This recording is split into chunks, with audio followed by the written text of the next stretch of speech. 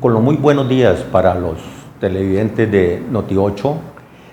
Hoy, 9 de abril, vamos a presentar un informe especial sobre un aniversario más del magnicidio del mártir de la democracia colombiana. Nos referimos al doctor Jorge Eliezer Gaitán Ayala. Gaitán, que había nacido en el barrio Las Cruces, en un hogar con serias limitaciones económicas, a pesar de que su señora madre fue maestra de escuela y su progenitor vendía libros en las calles.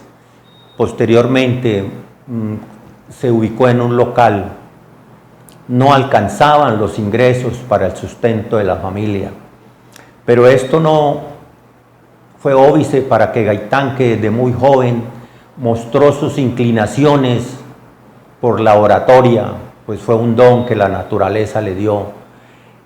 Se destacó desde un principio cuando llegó al colegio. Allí sus compañeros ya comenzaron a estimarlo por su elocuencia y su facilidad de palabra.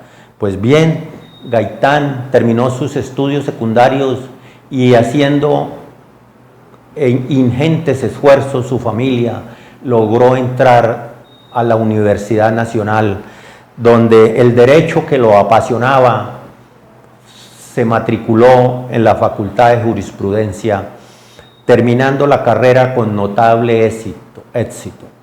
Su tesis, titulada Las ideas socialistas, que en su momento fue todo un escándalo, pues no se hablaba de socialismo en Colombia en esa época, y los jefes, los jerarcas de los partidos tradicionales vieron esa postulación de Gaitán como una contravía a sus ideales.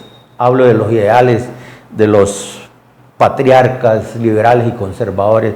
Pues bien, esas ideas socialistas de Gaitán primaron y lo llevaron a la cúspide en su carrera política. Altos deliberan, nombran como querían nombrar subrepticiamente direcciones nacionales para que trancen con los conservadores, a base no ideológica ni a base de realizaciones, sino a base simplemente burocrática de la esfera de arriba, con pretexto de que dizque es para defender a los liberales. En julio de 1947, Gaitán organizó una gran marcha de antorchas para protestar contra la violencia partidista. Yo no soy yo personalmente, yo soy un pueblo que me sigue, porque se sigue a sí mismo cuando me sigue a mí, pero he interpretado. Llegó Gaitán y, no contento con el fervor del pueblo colombiano que creyó en él como no ha creído en nadie más, Gaitán, queriendo superarse aún más, viajó a Roma, es decir, a la cuna del derecho, porque para nadie es sabido que los romanos fueron los gestores del derecho en el mundo. Allá se matriculó en una de las más prestigiosas universidades y dio con uno de los más calificados profesores, como fue el doctor Henri Ferri, quien, a pesar de que en la facultad, con alrededor de 30 alumnos de diferentes países, obviamente italianos, alemanes, franceses, españoles, un solo colombiano, el profesor Henri Ferri, le vio a Gaitán aquella facilidad para expresarse en temas jurídicos, en temas de derecho, y fue su alumno preferido, tanto así que la tesis allá en la universidad, la premeditación en criminalística, fue acogida posteriormente en esa universidad como cátedra. El profesor Henri Ferri felicitó a Gaitán y reunió todo el grupo de profesores y le hicieron un homenaje a Gaitán cuando él dijo que se venía para Colombia. Pues bien, llegó Gaitán a nuestra patria y se encontró con una de las mayores tragedias habidas en nuestro país, pues días antes había sucedido por allá en Ciénaga la matanza de las bananeras. Gaitán se apersonó de ese hecho donde murieron cantidad de campesinos, trabajadores colombianos, se apersonó, repito, de ese hecho y viajó a Ciénaga Magdalena. Duró como 15 días averiguando, preguntando, llenándose de motivos para finalmente exponer ante la opinión pública el caso. Pues bien, llegaron las elecciones para Parlamento colombiano y Jorge Eliezer obtuvo un escaño en la Cámara de Representantes. Allí lo primero que hizo en su primer debate fue sacar a la luz pública lo que había sucedido allá en Ciénaga Magdalena.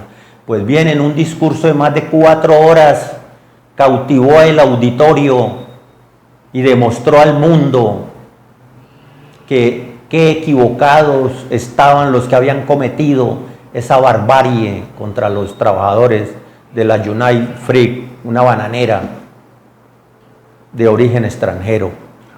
Gaitán con ese discurso cautivó a los colombianos y cautivó al mundo.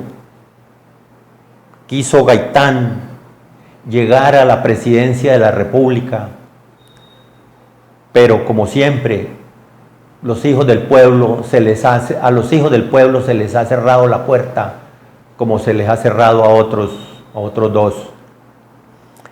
Y para terminar, un 9 de abril, hoy precisamente 68 años, fue acribillado vilmente. Gaitán han quedado en la impunidad en la historia colombiana. Casos como el de Luis Carlos Galán o el de Jaime Garzón, personajes insignes de nuestra historia, que aún después de muertos nos dejan una riqueza simbólica y el ideal de un país perfecto.